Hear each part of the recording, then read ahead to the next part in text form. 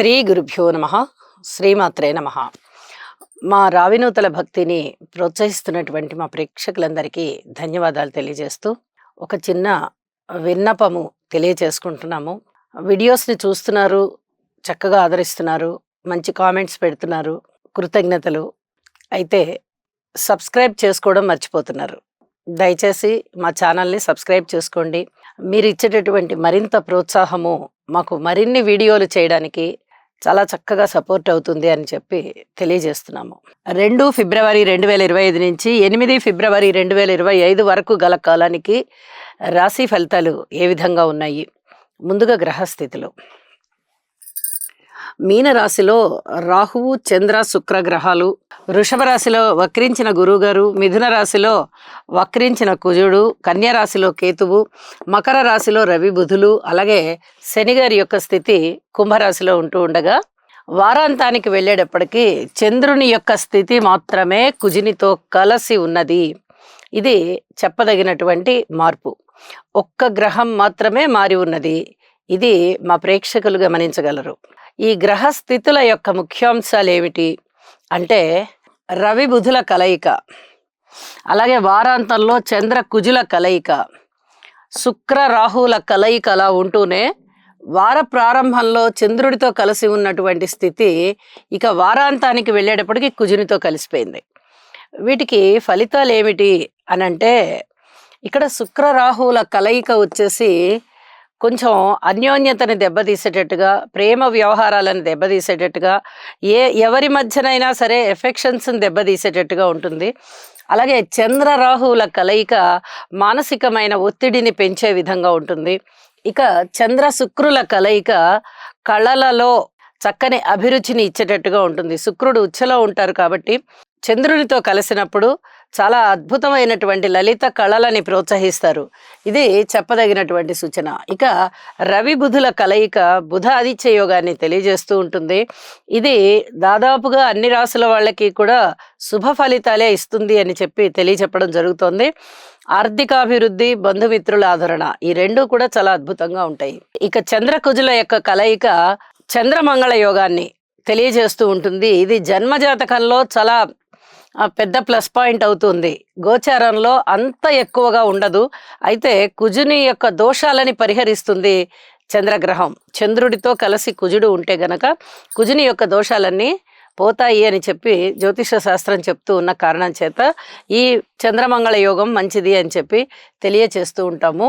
ఇక గ్రహ దృష్టుల యొక్క ఫలితాల దగ్గరికి వచ్చేటప్పటికి గురువు గారి యొక్క దృష్టి కేతువు మీద పడుతుంది, కుజుని యొక్క దృష్టి కేతువు మీద పడుతుంది. అయితే ఈ రెండు గ్రహాల యొక్క దృష్టుల ఫలితాలు కూడా ఆధ్యాత్మిక చింతనని పెంచే విధంగా ఉన్నాయి. అలాగే ఆధ్యాత్మిక చింతన పెరుగుతుంది. అలాగే కుజుని యొక్క 8వ దృష్టి రవి బుధుల మీద పడుతూ ఉంది. ఇది కొంచెం ఆరోగ్య రీత్యా జాగ్రత్తగా ఉండాలి, ఏ రాశి వారైనా కానీ. ఇది చెప్పదగినటువంటి సూచన. అలాగే గురువు గారి యొక్క 9వ దృష్టి కూడా రవి బుధుల మీద పడుతోంది. అడ్మినిస్ట్రేషన్ కెపాసిటీ పెరగడము, అలాగే వ్యాపార వ్యవహార దక్షత పెరగడము, లాంగ్వేజెస్ ఇంప్రూవ్ అవడము ఇవన్నీ ఉంటూ ఉన్న కారణం చేత ఈ దృష్టులు కూడా చాలా చాలా మంచివి అని చెప్పి, అంటే ఫలితాలు చాలా చాలా మంచివి అని చెప్పి తెలియజేస్తూ ఇక రాసుల్లోకి వెళ్దాము. మకర రాశి. మకర రాశి వారికి ఈ వారం రోజుల కాలాన్ని గనక పరిశీలన చేసినట్టయితే 4 గ్రహాల యొక్క ఉనికి చాలా బాగుంది అని చెప్పి తెలియచెప్పడం జరుగుతోంది. 3వ స్థానంలో చంద్ర రాహువులు బాగున్నారు, 5వ స్థానంలో గురువుగారు బాగున్నారు, అలాగే 6వ స్థానంలో కుజుని యొక్క స్థితి బాగుంది. ఇప్పటి వరకు కూడా గురువుగారి యొక్క దృష్టి విశేషం చేత చాలా బాగుంది మకర రాశికి అని చెప్పుకుంటూ వచ్చాం. ఇప్పుడు కూడా చాలా బాగుంది, అందులో ఎటువంటి సందేహం లేదు. అన్నదమ్ముల యొక్క సహాయ సహకారాలు పెరుగుతూ ఉన్నాయి. ఈ కోర్టు సమస్యలన్నీ వీడిపోతున్నాయి. వీలైనంత వరకు మీకు విజయావకాశాలు ఉండి ఉంటాయి. ఇప్పుడు కూడా కుజుని దృష్టి 6వ స్థానంలోకి వచ్చి ఉన్న కారణం చేత చాలా అద్భుతమైనటువంటి ఫలితాలు అన్నమాట.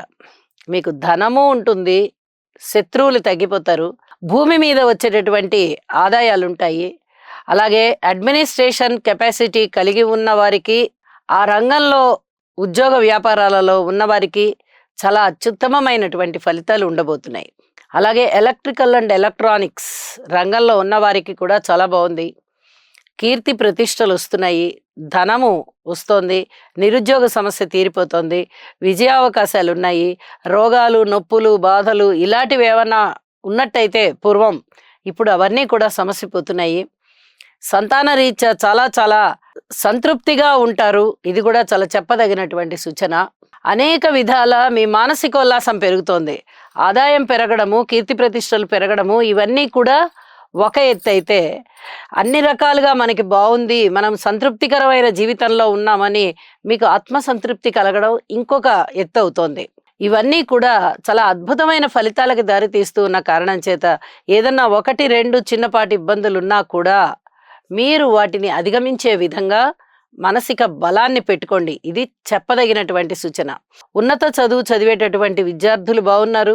ప్రయాణాలకి అనుకూలంగా ఉంది. పితృవర్గ రీత్యా కూడా మీకు మంచి సమయం నడుస్తోంది అని చెప్పి తెలియచెప్పడం జరుగుతోంది. రాజకీయ నాయకులకి బాగుంది. ఇలా కొన్ని విధాలుగా బాగున్నది కాబట్టి మీరు ఈ బాగున్న దాన్నే కొనసాగించుకుంటూ, దానినే ఎక్కువగా మననం చేసుకుంటూ, కృషి చేసుకుంటూ ముందరికి వెళ్ళవలసిందిగా సూచన చేస్తున్నాను. అలాగే వారాంతానికి వచ్చేటప్పటికి చంద్రుని యొక్క స్థితి కూడా 6వ స్థానంలోకి వచ్చి మరింత బలోపేతమైంది. మరింతగా మీకు విజయావకాశాలు ఉన్నాయి. శత్రు, రోగ, రుణస్థానము చాలా బలపడి ఉన్న కారణం చేత ఇంకా అధికమైనటువంటి ఫలితాలు ఉన్నాయి అని చెప్పి తెలియజేస్తూ, నవగ్రహారాధన చేయడం ద్వారా మీ మానసికమైనటువంటి సంతృప్తి ఇంకా ఇంకా పెరుగుతుంది అని చెప్పి సూచన చేస్తూ శుభం. ఈ రాశివారు నవగ్రహ ధ్యాన శ్లోకం అయినటువంటి ఆదిత్యాయ చ సోమాయ మంగళాయ బుధాయ చ గురు శుక్ర శనిభ్యశ్చ రాహవే కేతవే నమః అనే మంత్రాన్ని ప్రతినిత్యము పఠించడం ద్వారా లేదా వినడం ద్వారా మీకు మరింత మేలు జరుగుతుంది. అలాగే మీ మనస్సంకల్పం ఏదైతే ఉందో అది సిద్ధించే అవకాశం ఉన్నది.